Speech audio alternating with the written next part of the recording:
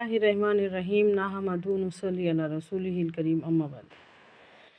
صرف اور صرف اونلی ون ہدایت نہیں ہونے کی وجہ سے، صرف اور صرف ہدایت نہیں ہونے کی وجہ سے کتنا بڑا نقصان ہے، غور کرو۔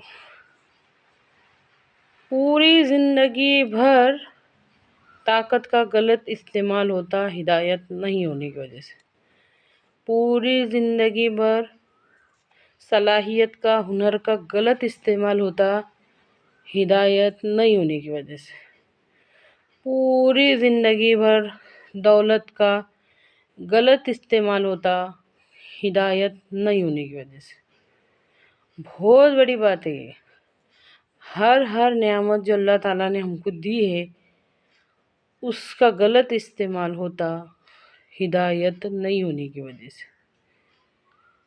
اللہ معاف کرے، ہمارے نزدیک تو ہدایت لفظ کی رتی برابر ویلیو نہیں۔ سوچ کے دیکھو، غور کرو،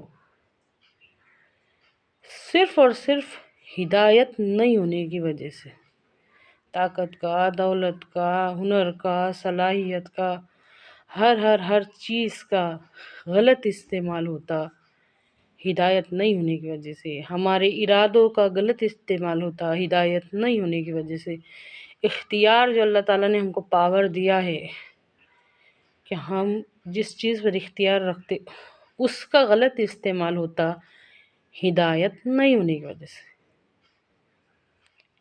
آخر یہ ہدایت ہے کیا؟ ہدایت کا مطلب ہوتا ہے سیدھے راستے کی سمجھ۔ اگر دنیا کی تمام نعمتوں کو ایک پلڑے میں رکھ دیا جائے اور دوسری طرف نعمت ہدایت رکھ دی جائے تو ہدایت کا پلڑا جھکے گا۔ اتنی بڑی چیز ہے یہ ہدایت، غور کر کے دیکھو۔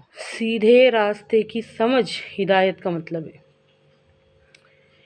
وہ سیدھے راستے کی سمجھ جو ہم اپنے رب کے سامنے سر جھکا کے کھڑے رہ کے مانگتے، اہدنا الصراط المستقیم، ہم کو سیدھے راستے پر چلا، اہدنا الصراط المستقیم، ہم کو سیدھے راستے پر چلا۔ سوچ کے دیکھو، مانگتے کچھ اور طلب کچھ اور کرتے، مانگتے کچھ اور طلب کچھ اور کرتے۔